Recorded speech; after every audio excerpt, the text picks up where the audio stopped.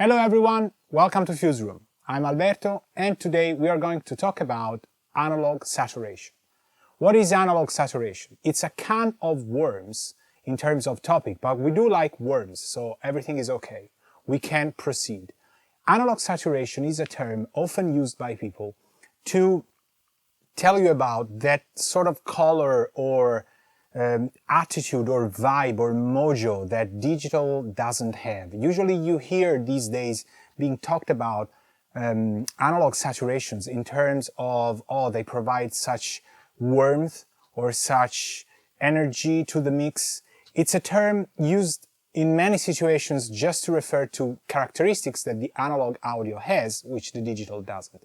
Now, to understand it better, maybe we can start from what we know. And if you're a younger person getting into digital audio, you probably know digital audio before you know analog. So digital audio, everybody can criticize what I'm gonna say, but generally we can say it's pretty clean. It's pretty high fidelity. It's pretty sterile in a way, but pretty precise. Technology has gone from analog to digital. That means that before, years ago, the means were simply not there to develop audio recording through digital format. But today we use hard disk recordings, and those things have bits, zeros and ones, that represent our waveform in audio.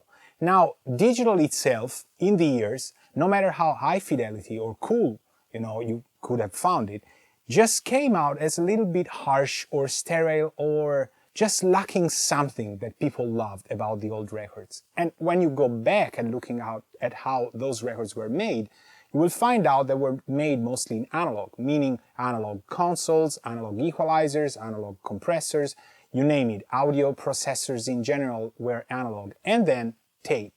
So a lot of people said, well, there's a reason maybe these digital recordings do not sound the way they used to in the analog domain. It's because of digital audio. So people went in and looked at how digital audio affected audio itself, and they found out that it was rather the way that digital audio was not affecting the audio that made digital sound the way it does. So they went back and used technology once again to develop algorithms, software plugins, DAW software, you name it, that could emulate analog vibes and analog saturation and analog color and analog tones, generally the behavior of analog gear. So today you found hundreds already. If you're watching this video, you probably have an idea already of what analog saturation plugins are. They aim at recreating the sound of analog devices. It can be consoles, it can be tapes, but generally what we're gonna focus on in these videos is two things. Analog stages in terms of input and output stages, and analog tape in terms of a tape machine with everything in between. We're not gonna focus on a plugin or another plugin just because you have to use those. We're gonna take two plugins as a pure, mere pretext to know more about analog saturation. I'm gonna take a song and treat it just with analog saturation plugins. And as I said, these two.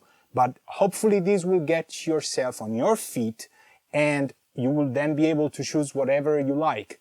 There can be an analog saturation plugin that is going to be out in 3 years from now that's going to sound better than an older algorithm. There might be an older algorithm that you like for vibe better than something that comes out in 5 years. So this will set you on your path.